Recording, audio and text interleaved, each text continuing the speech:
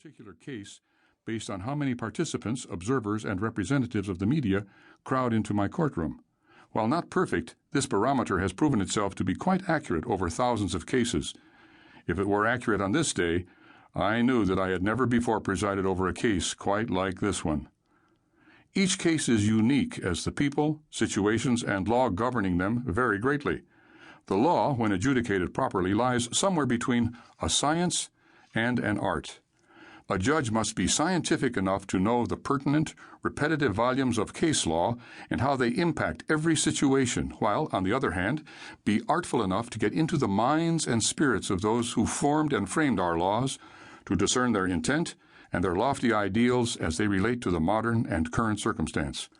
I knew, just as everyone gathered knew, and everyone in the civilized world knew, that the time had arrived for the battle over the estate of Red Stevens. Even though we all recognized this, I stared at the paperwork arranged before me until the courtroom grew deathly silent.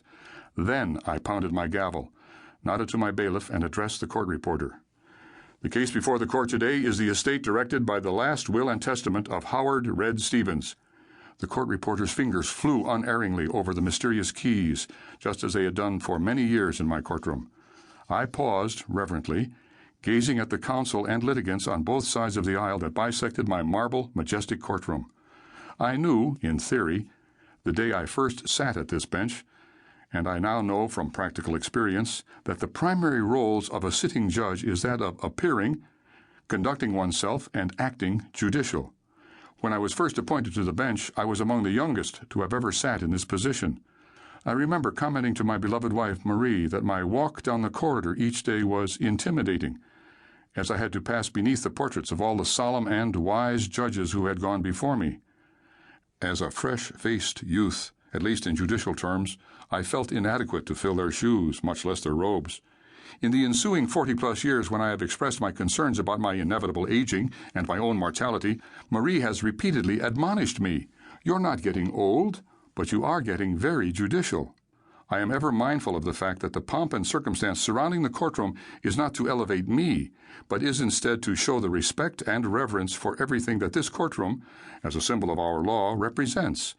I concern myself little with what people think of me as I live and move and have my being on the sidewalks and in the streets of our city, but seated here at the bench, attired in my judicial robes, I become a symbol of all that we hold dear.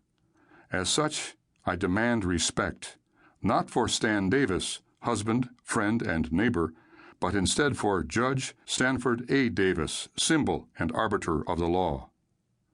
What can I or anyone say about Red Stevens that hasn't already been said, written, or broadcast to every part of the civilized world? Red Stevens was one of those people who became a legend in his own time and a cultural icon after his death. Generally speaking, a judge would be called upon to recuse himself or vacate the bench, turning the case over to another judge if he had heard as much about the case and the people involved as I had.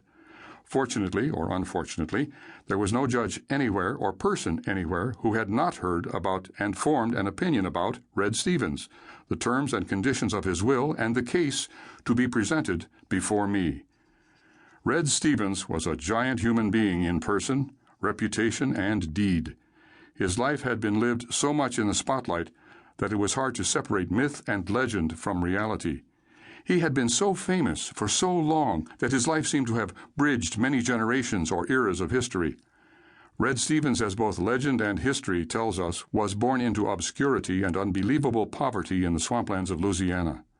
As a very young man, he left home, headed for Texas, with nothing more than the clothes on his back, a head full of dogged determination, and an indomitable spirit full of dreams.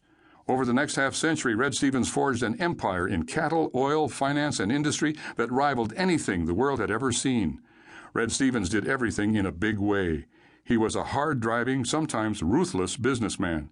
He was a generous and compassionate philanthropist. He was a valued friend to many and a feared enemy to some.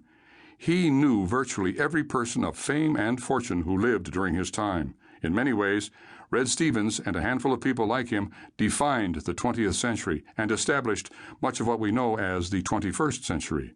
His accomplishments were legendary, but in many ways he was endowed with the human frailties that plague us all. Red Stevens worked unbelievably hard to give his family everything he thought they wanted.